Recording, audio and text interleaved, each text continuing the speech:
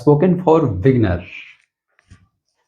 दोस्तों नमस्कार, मैं फिर एक नए वीडियो के साथ रंजीत आपके सामने उपस्थित हो गया हूं। आज दोस्तों मैं बताने वाला हूं आपको कि जब भी स्पोकन क्लास चलता है तो मान लीजिए स्पोकन क्लास कहीं भी चले, इससे कोई मायने नहीं रखता, लेकिन जब भी स्पोकन शुरुआत करते हैं तो फर्स्ट स्टेप उसका क्या होता है, आज मैं उसी को बताने वाला हूं कि स्पोकन जब शुरुआत करते हैं पहला स्टेप क्या होता है, पहले किस तरह से बातें होती हैं। या आप कुछ अंग्रेजी में नहीं जानते, हिंदी में सब कुछ जानते हैं, लेकिन फिर भी आप चाहते हैं कि कुछ ना कुछ मैं अंग्रेजी में बातें करूं, किसी से अपनी बातों को रखूं, मैं अपना इंप्रेशन जमाऊं दूसरों के सामने, ताकि वो हमें ना समझे कि मैं इंग्लिश में कुछ नहीं जानता हूं। तो मैं कुछ ऐसे ऐसे वर्ड आपको दे दूंगा जो शुरुआती वर्ड हैं स्पोकन के लिए, कि आप अपना इंप्रेशन किसी के सामने जमा सकते हैं। उसी प्रकार जैसे एक इंग्लिश बोलने वाला छात्र या इंग्लिश बोलने वाला व्यक्ति इंप्रेशन दूसरों के सामने जमाता है। यानी जो हेजिटेशन आपके अंदर है कि शुरुआती दौर में आप किसी से मिलते हैं और आपके मन में डर बैठ जाता है कि मैं क्या बोलूं, उस डर को मैं अभी दूर करने वाला हूं दोस्तों। इसलिए वीडियो को आप टोटल लास्ट तक देखिए। मैं अभी ऐसा ट्रिक आपको बता दूंगा, ऐसे ट्रिक दे दूंगा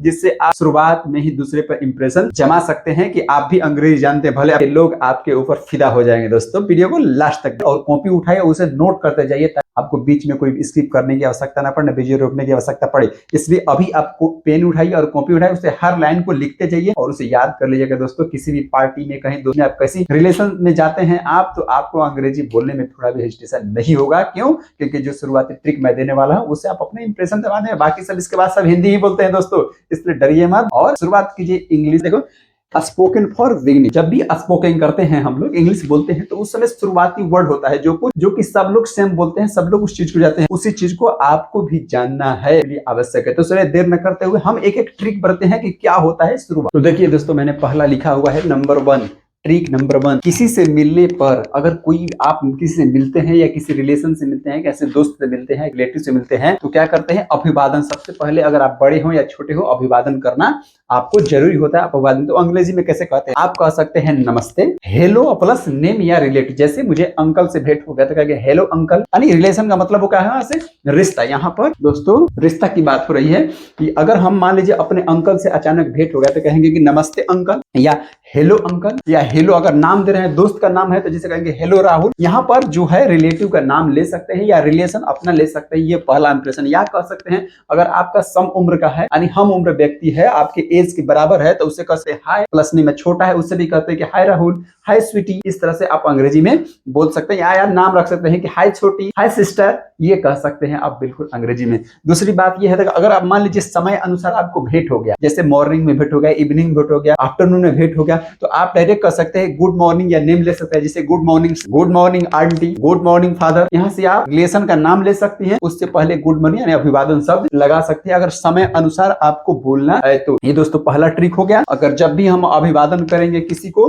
तो उसे हेलो लगा देंगे शुरू में, उसके बाद रिलेशन का नाम ले लेंगे या उसका नाम ले लेंगे अगर आपके बराबर है तो, या नाम लेने योग्य है व्यक्ति तो। नहीं तो हम रिलेशन का नाम है, जैसे आंटी हो गई, फूफा हो गई, जो भी हो गया आपको रिलेशन हो गया, ब्रदर इन लॉ हो गया, तो यहाँ पर करेंगे नमस्ते कह सकते हैं या हेलो कह सकते हैं, या हाय ले सकते हैं, जो आपसे छोटे हैं या हम उम्र के हैं तो उसे हाय कहेंगे, और नेम कर सकते हैं आप बोलने के अंदाज के ऊपर, तो जैसे हाय राहुल ऐसे भी कर सकते हैं। ठीक है दोस्तों, तो इस तरह से आप इसे पहला स्टेप आप जानिए और इसे नोट कर लीजिए। ठीक है, अब चलते हैं दूसरे स्टेप की। देखिए दोस्तों सेकंड नंबर आपको ट्रिक है क्या है कि अगर आप अभिवादन कर लेते हैं तो क्या व्यक्ति करता है या हम उससे पूछते हैं क्या हाल है, भोजपुरी में पूछेंगे का हाल बा, इस तरह से पूछेंगे तो उसको अंग्रेजी में हम लोग कैसे डिफाइन करेंगे। देखिए इसका मतलब हुआ कि हाउ आर यू, या हाउ आर थिंग्स, या हाउ इज एवरीथिंग। अगर ये तीनों लाइन अगर कोई बोल दे तो आप समझिए कि वो पूछ रहा है कि क्या हाल है, अली का हाल बा पूछ रहा है वो व्यक्ति। तो यहाँ से हाउ आर यू हो गया, या हाउ आर थिंग्स हो गया, हाउ इज एवरीथिंग। इसे नोट करो दोस्तों। और इसमें से कोई व्यक्ति पूछ रहा है ये चीज, आप समझिए कि पूछ रहा है कि क्या हाल है, नहीं तो आप इसमें से किसी से भी ये लाइन उठाकर पूछ सकते हैं अगर उसकी हाल चाल लेना चाहते हैं। हाल चाल लेने के बाद जवाब क्या आता है दोस्तों, जवाब आता है कि हाँ ठीक है। देखिए यहाँ पर है कि ठीक है या ठीक बा, यही ना आता जवाब। तो उसके बाद हम लोग क्या करते हैं, इसका जवाब होता है कि फाइन, फाइन मतलब ठीक है, या फाइन थैंक बोल सकते हैं, ठीक है का मतलब फाइन थैंक्स कह सकते हैं, या वेरी वेल कह सकते हैं, ठीक है का मतलब, या आई एम फाइन भी बोल सकते हैं, ठीक है का मतलब ठीक है, या ठीक बा का मतलब ओके भी कह सकते हैं, जस्ट ओके, या ओके कह सकते हैं, या कह सकते हैं सेम एज यूजुअली, हमेशा की तरह जैसे थे वैसे नहीं, सेम एज यूजुअल में जैसे हमेशा थे उसी प्रकार अभी भी हम हैं, ये दोस्तों हम बोल सकते हैं। तो ये ट्रिक नंबर 2 था दोस्तों, इसे आप नोट कर लीजिए। ठीक है, यानी उसका जवाब मिल गया। अब आते हैं नंबर 3 स्टेज में कि इसके बाद क्या होता है दोस्तों, तो नोट करो। देखो दोस्तों, अब इसके बाद है कि तुम कैसे हो। जैसे मैंने पूछा कि क्या हाल है, उसी का रूप हो गया तुम कैसे हो, अर्थात आप कैसे हैं या रउआ कैसन बानी। इसका सवाल तो हो गया वैसे जैसे हाउ आर यू या हाउ अबाउट यू या हाउ आर थिंग्स, इसका जवाब तो हो गया दोस्तों। अब आता है कि जब कोई पूछ देता है कि रउआ कैसन बानी या तुम कैसे हो, उसके बाद जवाब देने के लिए चाहिए ना आपके पास, तो जवाब देने के लिए तो तुरंत का जवाब क्या देना पड़ता है कि I am fine, how about you, मैं तो ठीक हूँ, आप अपने बारे में बताइए। मैं ठीक हूँ, आप अपने बारे में बताइए, यही ना जवाब देना पड़ता है कि हम ठीक बानी, रहुआ अपना बारे में बताएं। जस्ट वही उसका इंग्लिश है दोस्तों कि I am fine, how about you, मैं ठीक हूँ, अपने बारे में बताइए। चाहे कह सकते हैं कि आई एम फाइन टू, मैं भी ठीक हूँ, आप अपना बताइए, ये जवाब हो सकता है दोस्तों। यानी थर्ड नंबर में यही है कि तुम कैसे हो या आप कैसे हैं या रहुआ कैसन बानी, इसका क्वेश्चन पूछने का तरीका होगा कि इंग्लिश में कि हाउ आर यू या हाउ अबाउट यू या हाउ आर थिंग, जो मैंने पहले बताया कि आप कैसे हैं या रउआ कैसन बानी, उसके बाद उसका तुरंत जवाब होता है कि I am fine, how about you, I am fine too, यानी मैं ठीक हूं, आप उसका जवाब दे सकते हैं दोस्तों। तो ये थर्ड नंबर था दोस्तों। अब आते हैं अगले स्टेज की तरफ। स्टेज ये है, चौथा स्टेज ये है कि परिचय कराते समय अगर मान लीजिए किसी से मिलवाना हो आपको या किसी से परिचय कराते हैं, आप किसी से मिलवाने के लिए समय कौन सा इंग्लिश वर्ड का प्रयोग करते हैं जिससे आप अपने इंप्रेशन जमा। तो दोस्तों उसका जैसे कि I would like to meet Ramesh, यहाँ पर रमेश के जगह पर दोस्तों आप कुछ भी नाम कर सकते हैं, ठीक है। ये I would like to meet यानी मैं रमेश से मिलना चाहता हूँ या मुझे मिलना है, आप ये बात अपनी कर सकते हैं। कि मान लीजिए आप पार्टी में गई, कहीं भी गई, या कोई लड़का गया, आप पार्टी में गए और दोस्तों से बीच में कहना हो कि मुझे किसी से मिलना है जैसे, तो आप अंग्रेजी में कैसे बोलिएगा, I would like to meet Ramesh या I would like to meet my friend Mohan, किसी का भी नाम ले सकते हैं यहाँ पर दोस्तों। ये होगा पहला। और उसके बाद अब आता है कि अगर मान लीजिए आपके साथ कोई गया है, उससे किसी से मिलवाना है दोस्तों, तो कैसे मिलवाइएगा। तो देखिए ये वर्ड है इंग्लिश का कि this is my friend, name कर देंगे यहाँ पर, दिस इज माई, मान लीजिए मैं किसी को मिला तो this is my friend Mohan, this is my friend Rahul, this is my friend Raju. आप यहाँ पर चाहे दिस इज माई सिस्टर सृष्टि, यहाँ पर हम कुछ भी कर सकते हैं। यहाँ पर फ्रेंड के जगह पर अपना डॉटर या सिस्टर या आंटी कुछ भी कर सकते हैं। आप किसी से भी मिलवा सकती हैं अंग्रेजी में बोलकर, यानी this is my friend, this is my sister, this is my aunty, this is my young brother, यहाँ पर यंगर ब्रदर कर सकते हैं और उसका नाम यहाँ पर ले सकते हैं। आप इससे किसी से मिल सकते हैं यानी खोज कर दोस्तों की बात। और इससे भी छोटा अगर बताना हो किसी का परिचय तो केवल कह सकेंगे दिस इज, नेम कर देंगे, जैसे this is Ramesh, this is Rahul, या रिलेशन का नाम जैसे this is friend, this is my friend, this is my daughter, this is my sister, यहाँ तक भी मिलवा सकते हैं। छोटे से छोटे वर्ड में अगर कोई बोल रहा है तो आप समझिए कि वो हमसे मिलवा रहा है या परिचय करा रहा है दोस्तों। यहाँ पर बिल्कुल ही आप शर्मिंदा मत होइए और इस तरह के वर्ड को आप बोल दीजिए। उससे भी अगर छोटा मिलवाना हो तो केवल कह सकते हैं माई सन, यानी माई सन नाम ले सकते हैं, जैसे माई सन राहुल, माई डॉटर सृष्टि या माई डॉटर पिंकी, यहाँ पर माई फ्रेंड मोहन, यहाँ पर कुछ भी नाम ले सकते हैं आप दोस्तों। केवल इतना शॉर्ट वर्ड में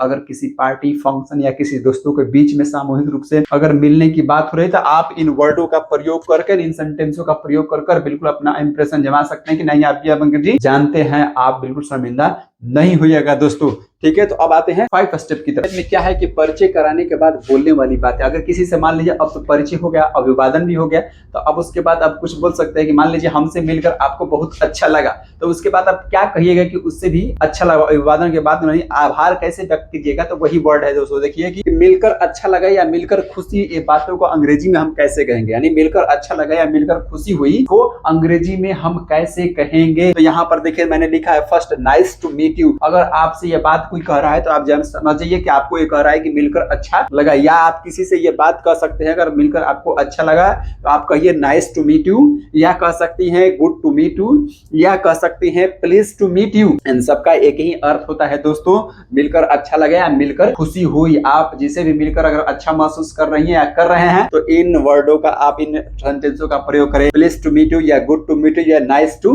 मीट यू। इससे बेहतर अगर मान लीजिए चलते चलते आप वहां से आप जाना चाहती हैं तो आप ये बात कह सकती हैं। इसे विदा लेते समय अगर अचानक आप बात व्यक्त करना चाहती है, उसे आभार करना चाहती हैं, तो it was nice to see you, माने आपसे मिलकर मुझे बहुत अच्छी खुशी है। मतलब आप ये जा रहे हैं, ये विदा होने का सेंटेंस है क्योंकि यहाँ पर वाज लगा है। इससे पहले आप मिल रही थी, अब जा रही हैं, तो अब अगर विदा ले रही है, देखिए दोस्तों यहाँ पर है कि विदा लेते समय अगर विदा आप ले रही है वहां से, तो आप कह सकते हैं it was nice to see you, मतलब आपसे मिलकर बहुत अच्छा होगा, ठीक है। It was pleasure meeting you, ये देखिए इसका मतलब वही हुआ कि आपसे मिलकर मुझे बहुत अच्छा लगा। या कह सकते हैं नाइस टू मीट यू, मे आई गो, यानी अब ये बातें जो है अच्छा लगा। अब इससे मिलकर अब इसमें कुछ सेंटेंस हैं जो कि मैं बता रहा हूँ कि विदा लेते समय और कौन सा सेंटेंस बोल सकते हैं दोस्तों। It has been fun talking to, इसका मतलब हुआ कि आपसे बात कर कर मजा आया। ये भी बात कर सकते हैं हम लोग कि it has been fun talking to you. विदा लेते समय ये बात कह सकते हैं हम दोस्तों कि आपसे मिलकर मजा या कह सकते हैं हम sorry but I have to leave now.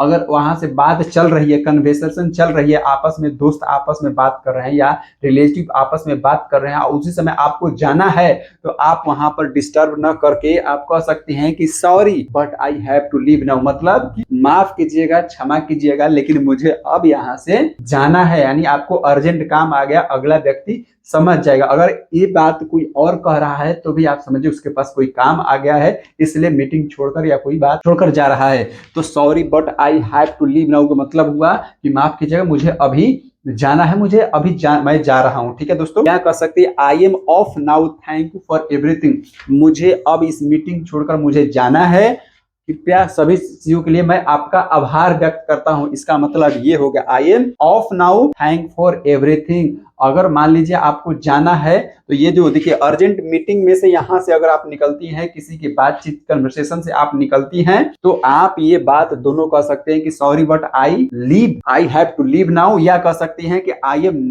M off now, thank for everything. ये दोनों बातें आप कह सकते हैं विदा। अब विदा लेते समय अब क्या कर हम वहां से निकल जाएंगे, जब विदा ले लिए हम अब बात कर दी कि मैं जा रहा हूं, कुछ तो इसके बाद बात बोल रहा हूं, वो बातें अभी मैं बता रहा हूं आपको। देखिए तो 6th में मैंने लिखा हुआ है, अगर आपको किसी से विदा लेना है तो दोस्तों आप कह सकते हैं बाय या गुड बाय या सी यू या ओके बाय, या कह सकते हैं सी यू टुमारो या सी यू ओके। अगर आप वहां से जा रहे हैं अभिवादन के बाद, अगर आप जा रहे हैं वहां से बात कहकर कि मैं यहाँ से जा रहा हूं, तो उसके बाद एक शब्द कुछ बोलना हुआ जिसके बाद आप जाइएगा, तो यहाँ पर हम लोग दोस्तों करेंगे बाय गुड बाय या सी यू गुड या ओके कहेंगे यहाँ पर कि ओके बाय, या कह सकते हैं कि सी यू टुमारो या कह सकते हैं यू ओके। ये बातें कहकर हम वहां से जा सकते हैं। अगर फिर दोस्तों मान लीजिए किसी का अभिवादन अगर करना हो, अगर आपको अभिवादन स्वीकार करना या कहना हो, तो क्या कह सकते हैं, जैसे शुभकामनाएं किसी को दे रहे हैं हम लोग, तो क्या कह सकते हैं गुड लक टू यू, या कह सकते हैं ऑल द बेस्ट। ये 3 वर्ड हम कह सकते हैं किस, जब शुभकामनाएं हम किसी को देते हैं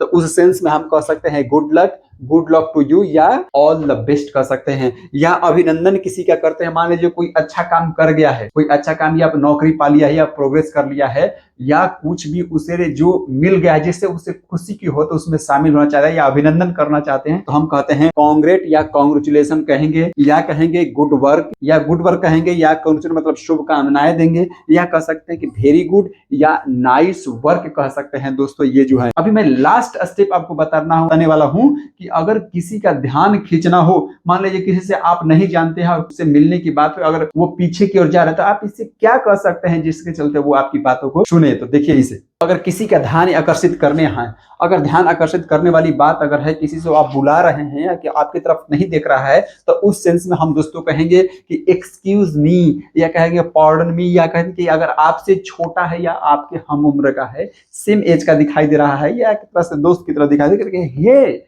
हे यू, इस तरह से हम बातें कहेंगे, उसका ध्यान आकर्षित करेंगे। देखिए दोस्तों, अगर वीडियो अच्छा लगा तो इसे लाइक कीजिए, सब्सक्राइब कर दोस्तों को शेयर कीजिए ताकि सभी लोग इस चीज को जान सके, आपकी कंफ्यूजन दूर हो। आशा करता हूं कि आप ये जो है स्पोकन फॉर बिगिनिंग आप समझ चुके हैं। ऐसे ही मैं वीडियो आपको देता रहूंगा जिससे आपकी सारी इंग्लिश जो है धड़ाधड़ स्टार्ट हो सके और आप भी अंग्रेजी जान सके। थैंक यू दोस्तों,